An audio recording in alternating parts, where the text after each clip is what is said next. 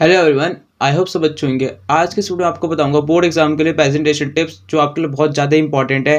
Presentation बहुत बड़ा role play करती है आपके बोर्ड एग्जाम में, क्योंकि क्या होता है कि आपके पास नॉलेज तो है लेकिन उस नॉलेज को कैसे प्रेजेंट करना है वो आपको पता ही नहीं होगा। तो इस वीडियो को बिल्कुल एंड से देखिएगा, ये टिप्स बहुत इंपॉर्टेंट है। जैसे मान के चलो दो बच्चे हैं, दो बच्चों की जो नॉलेज है बिल्कुल इक्वल है। जो आपने पढ़ रखा है वो आपके दोस्त ने भी उतना पढ़ रखा है, लेकिन आपके आ रहे 60 और आपके दोस्त के आ रहे 80 या 90।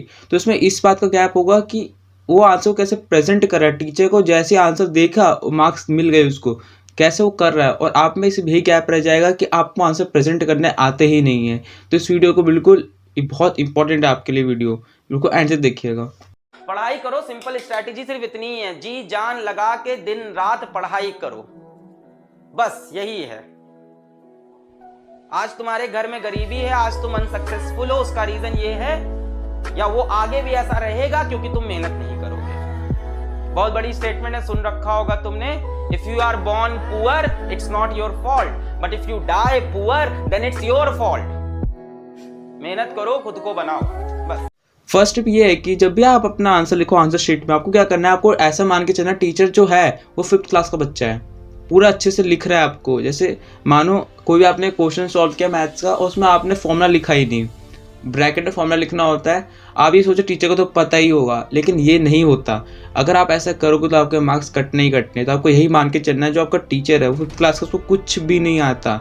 मतलब मान के छोटा बच्चा से आप किसको पढ़ाते होगे, कुछ समझा रहे हो, उसको बिल्कुल अच्छे से समझाते हो ना, बिल्कुल एक एक चीज़, वैसे आपको एग्जाम में भी यही करना है। आपको यही मानना है कि जो टीचर है वो 5th क्लास का बच्चा है, ये दिमाग में बिठा लो ये बात।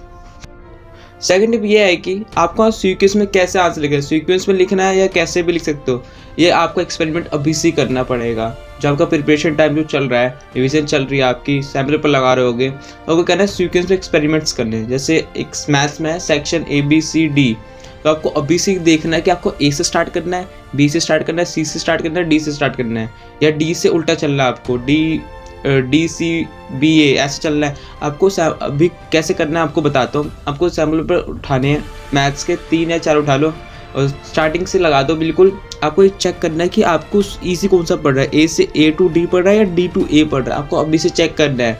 ये नहीं कि एग्जाम टाइम आप सोचो D से कर देते हो, भले आपकी प्रैक्टिस A से हो रही हो। सबको इसी बात का ध्यान रखना है, आपको अभी से एक्सपेरिमेंट करना है। अभी सैम्पल पर लगाओ, अच्छे से टाइम लगाओ, थोड़ा बहुत लिमिट लगाओ टाइम की, और सैम्पल पर अच्छे से सॉल्व कर दो, जिससे आपको पता लग सके आपके लिए कौन सा इजी पड़ रहा है। हर बच्चे अलग अलग हो रहा होगा, किसी को D इजी लग रहा होगा स्टार्टिंग से, किसी को A लग रहा होगा स्टार्टिंग से, किसी को B लग रहा होगा। तो अपना आप अच्छे से कर लीजिए। थर्ड टिप ये है कि आपको इन चीज़ों से बहुत बचना है। ये बहुत बड़ी मिस्टेक होती है बच्चों की। बच्चे कहते हैं ओवर डेकोरेशन कर देते हैं।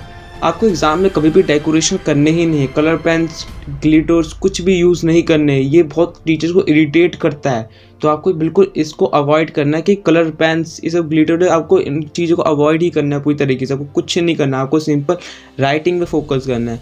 अब बहुत बच्चे कहेंगे राइटिंग मैटर करती है कि नहीं करती। राइटिंग मैटर नहीं करती वैसे बोर्ड्स में, लेकिन आपकी राइटिंग ऐसे होनी चाहिए रीडेबल हो पाए, जिससे आपको टीचर को समझ आ पाए आपने लिखा क्या। आपको वर्डिंग अच्छी होनी चाहिए। जैसे मेरी क्लास में एक बच्चा था, बहुत मतलब उसकी राइटिंग इतनी भद्दी थी लेकिन समझ आता था क्या लिखता है, लेकिन वो टॉपर था बहुत, हमारी क्लास का कॉम्पिटिटर था मेरा।